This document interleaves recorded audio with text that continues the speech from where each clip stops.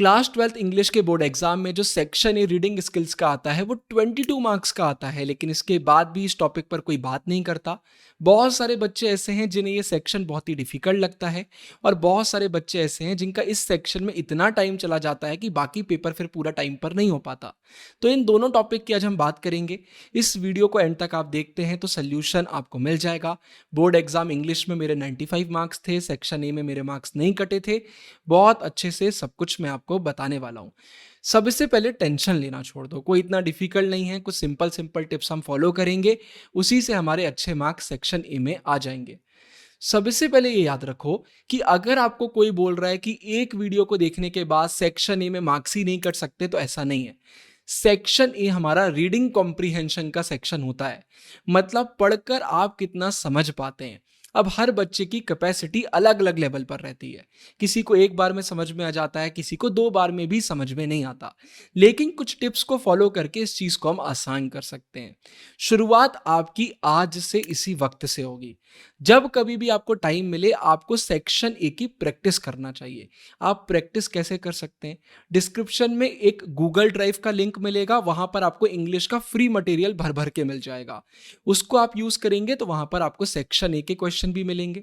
अगर आपके पास sample paper है, अगर आपके पास क्वेश्चन बैंक है, या फिर सिंपली अगर आप सीबीएसई की ऑफिशियल वेबसाइट पर जाएंगे तो वहां पर भी भर भर के सैंपल पीडीएफ मिल जाएंगे।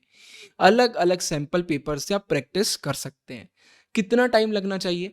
हमें कोशिश करना चाहिए कि हम 40 से 50 मिनट में रीडिंग सेक्शन अपना, जो हमारा ए सेक्शन है, उसको कंप्लीट कर लें। 30 मिनट्स में अगर कोई कर पा रहा है तो सच्ची बात तो और कोई है नहीं, बट अगर नहीं हो पा रहा है तो 40 से 50 मिनट्स में आपको करना चाहिए। इन केस 40 से 50 मिनट्स में भी नहीं हो पा रहा है तो 1 घंटा, इससे ऊपर बिल्कुल भी नहीं। 1 घंटे से ऊपर जा रहा है मतलब हमको करना ही नहीं, आगे बढ़ेंगे हम। 40-50 मिनट्स का हम एम करके चलते हैं, इतने में अगर हो जाता है तो पेपर आपका टाइम पर हो जाएगा। अब देखो, ये तो हो गया करना कैसे है, कितने टाइम में करना है। अब बात करते हैं कि अटेम्प्ट करने का सही तरीका क्या होता है। तो देखो, बोर्ड एग्जाम में भी आपको रीडिंग टाइम मिलेगा। अभी भी आप अपने पेपर करोगे तो आप रीडिंग टाइम ले सकते हो। रीडिंग टाइम को हम सेक्शन ए के लिए बहुत अच्छे से यूज कर सकते हैं। पहला स्टेप निकल कर आता है कि पैसेज के जो क्वेश्चन आए उन क्वेश्चन को पढ़ लो। सब पहले पैसेज पढ़ते हैं फिर क्वेश्चन पढ़ते हैं, आपको उल्टा करना है। पहले पूरे क्वेश्चंस पढ़ लो, कुछ भी समझ में नहीं आएगा लेकिन क्वेश्चन को पढ़ लो। इसके बाद अब पहली बार पैसेज को पढ़ो। पहली बार आप पैसेज को पढ़ोगे सिर्फ पैसेज को समझने के लिए। पैसेज किस टॉपिक पर है, क्या बोल रहा है, क्या उसमें दिया हुआ है, आराम से उसको पढ़ो। हड़बड़ा के पढ़ने की जरूरत नहीं है। इसके बाद अगर क्वेश्चन भूल चुके हो तो एक बार जल्दी से क्वेश्चन को फिर से पढ़ो और पैसेज को दूसरी बार पढ़ो।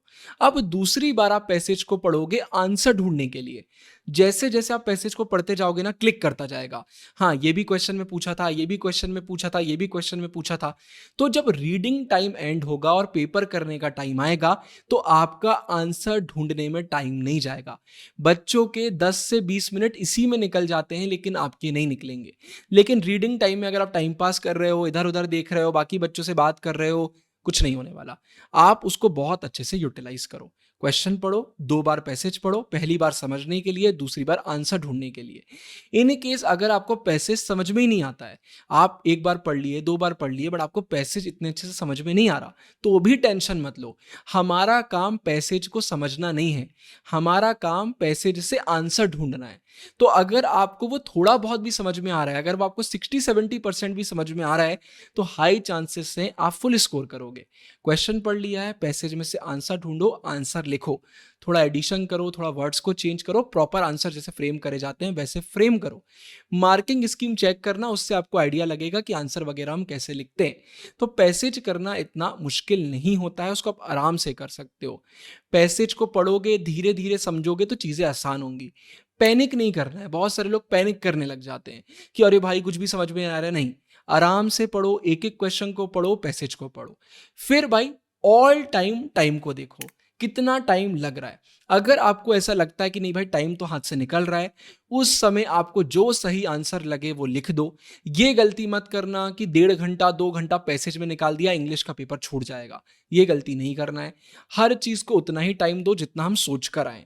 उतना टाइम देकर करोगे ना तो दिमाग आंसर भी ढूंढेगा कि हाँ यार इतने टाइम में करना है तो ये आंसर करना है। तो वो करके अगर आप आगे बढ़ोगे तो आपका काम आसान हो जाएगा। देखो, एक दिन में किसी को भी इम्प्रूव नहीं किया जा सकता, लेकिन प्रैक्टिस करके चीज़ों को बहुत आसान किया जा सकता है।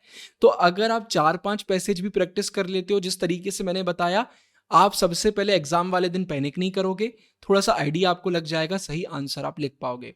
और अब इंग्लिश का पेपर तो हो जाएगा, कोई बात नहीं। इसके बाद सीयूटी, सीयूटी का इंग्लिश का सिलेबस पूरा ग्रामर बेस्ड रहता है। वहाँ पर vocab, synonym, antonym, proverbs, idioms बहुत कुछ करना पड़ता है। तो उसका सिलेबस तो पूरा मैं आपको दे ही दूँगा, साथ में हमारी क्लासेस भी आ गई हैं। अगर आप योद्धा बैचेस में एनरोल करते हैं तो भर-भर के एमसीक्यूज़, भर-भर के मॉक्स, live classes, recordings, premium group सब कुछ प्रोवाइड किया जा रहा है। इंग्लिश, जनरल टेस्ट, ह्यूमैनिटीज़ के सारे मेजर सब्जेक्ट्स, डिस्क्रिप्शन में लिंक मिल जाएगा। बिल्कुल आप फॉलो कर सकते हैं। इंग्लिश के अगर आपको प्रीमियम नोट्स भी चाहिए तो उसका लिंक भी डिस्क्रिप्शन में मिल जाएगा और फ्री मटेरियल का लिंक तो मैं डाल ही रहा हूँ। इस वीडियो के लिए इतना ही। आई होप आपको मदद मिली होगी। मदद मिली तो कमेंट में लिखना थैंक यू सो मच भैया, मज़ा आ गया, मुझे भी अच्छा लगेगा। इस वीडियो के लिए इतना ही। Signing off. ढेर सारा प्यार। गुरु भैया।